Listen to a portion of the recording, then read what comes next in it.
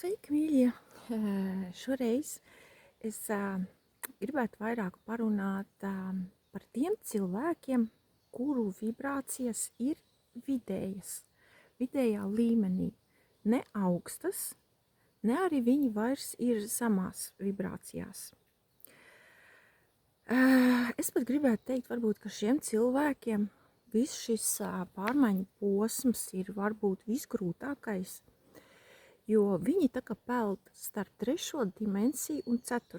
Vibrācijas svārstās un varētu pat teikt, ka reizēm mēdz būt kā amerikāņu kalniņi.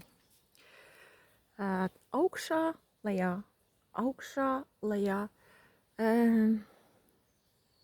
Varbūt ļoti krasas emocijas svārstības. Un šo vibrāciju maiņu ietekmē būtībā mūsu apkārtējā vide. Ja? Kādi cilvēki ietekmē uz mums?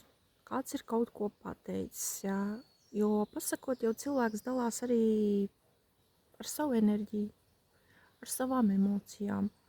Un tādā veidā mēs no apkārtējiem cilvēkiem uzņemam viņu enerģijas, viņu emocijas, jā, viņu domas. Kaut kas mūsos aizķeras, kāda doma,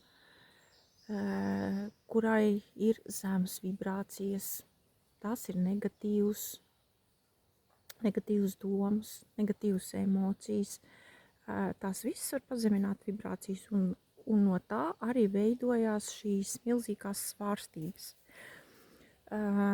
Varbūt arī esat pamanījuši, teiksim, ka garstāvoklis, noskaņojums, jā, sajūtas mēdz ļoti, ļoti strauji mainīties. Vienu brīdi tu esi pilnīgi tādā pārlaimīgās sajūtās, jā, ļoti, ļoti labas, pozitīvas, priecīgas sajūtas, tāda tā kā eiforijas sajūta, varētu pat teikt, jā. Tad mēs atrodamies augstās vibrācijās.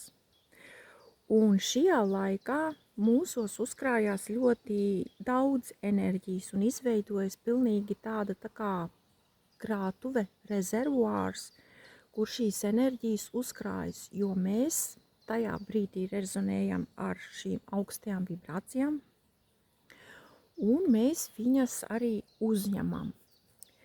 Bet notiek kaut kāds atgadījums, kaut kāda situācija, kaut kāds notikums. Ir kāds cilvēks varbūt ar kādām negatīvajām domām, jā, negatīvas sarunas, kas izraisa kaut kādas negatīvas emocijas mūsos. Jā, mēs jau uzņemam arī no apkārtējiem cilvēkiem viņu enerģiju, viņu emocijas, viņu domas. Tās mums aizķerās un tās līdz ar to pazemina arī mūsējās. Šis rezervuārs savā veidā ir kā tāds drošības spilvens, ja? Gadījumā, situācijās, kad mūsu vibrācijas it kā tiek ietekmētas un viņas pazeminās, šis rezervuārs, drošības spilvens, ja? Tajā brīdī var kalpot kā, kur smelties šo enerģiju un vibrācijas. Ja, bet ja mēs ilglaicīgi, ilgstoši esam tādā pazeminātās vibrācijās, ja, tad mēs ātri šos rezervuārus, šo drošības spilveni izsmeļam. Un mums tā kā savā ziņā ir jāiemācās pašiem kontrolēt savu iekšējo sajūtu, iekšējo stāvokli. Un kā mēs, teiksim, dienā daudz reizes sev uzdot jautājumu, kā es jūtos. Jā. Un atkarībā no atbildes es jūtos labi, priecīgs, laimīgs. Jā, emocijas viss ir kārtībā, domas viss ir kārtībā, nekā negatīva, nekā tādā nomācoša. Ja? Tad ir viss kārtībā. Bet, kad tikko rodas kādas negatīvas domas, kāda negatīva situācija, kāds negatīvs cilvēks pagadījies, ja? Un tas atstājas kaut kādu veidu ietekmi uz mums, tad tajā brīdī šīs vibrācijas noteikti pazemināsies. Un jāiemācās ir piefiksētie brīži, kad tas notiek, ja? Un pēc iespējas drīzāk atgriezt sev atkal tajās labajās sajūtās, ka mēs jūtamies labi, priecīgi, laimīgi, ja? Mums viss ir kārtībā, mēs esam iedvesmoti, mēs ejam un daram, ja? Tātad enerģijas un vibrācijas, ja, ir augsts, ar viņām viss ir kārtībā. Bet, ja mēs jūtamies, teiksim, nomākti, slikti, kaut kādas sliktas domas, ja, tāda apātija vai kaut kas, tas nozīmē, ka vibrācijas ir jau pazeminājušās. Un mums jārod veids, iespēja, kā mēs atkal varam sevi atgriezt savu vibrāciju līmenī, kur mēs mēdzam būt. Tā kā tā ir savā ziņā tāda, diezgan stinga paškontrola, savas iekšējās sajūtas, paškontrola, sekot sev līdzi, ik pa brīdim sev uzdodot jautājumu, kā es šobrīd jūtos. Kā es jūtos, jā? Vai labi, vai viss ir kārtībā, ja tomēr kaut kas izraisa varbūt kaut kādas nepatīkamas sajūtas, kaut kādu diskomfortu, jā? Un padomāt, kā mēs varam atgriezt sevi atkal tajās labajās sajūtās. Ir svarīgi visu laiku sev noturēt labajās sajūtās, labās domās, ja, kad nekas negatīvs, nekas tāds mūs neietekmē, ja, kādas negatīvas domas neiesēž mūsu prātā, kas mūs, teiksim, grauž, vai kādas negatīvas sajūtas.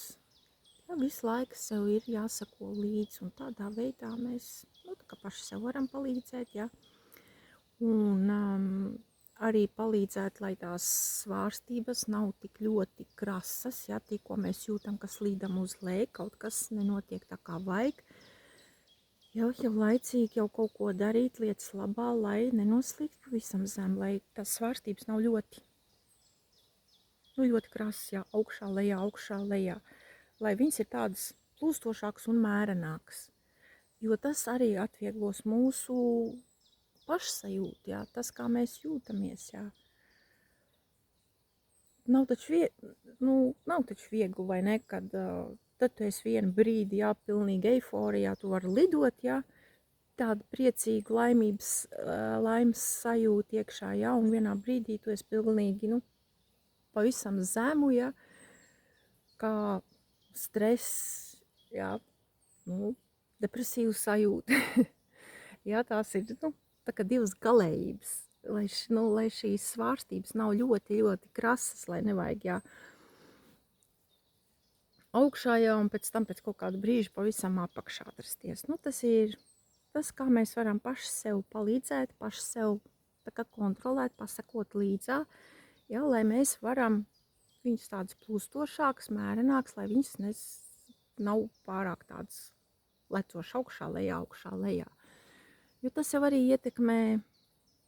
ietekmē mūsu emocionālo pašsajūtu, jā.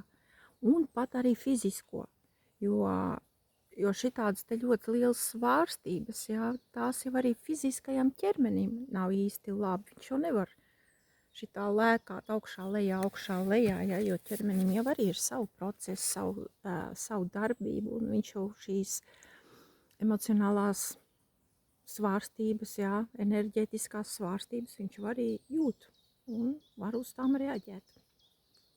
Tā kā tā, mīļie, piesakosim sev līdzi.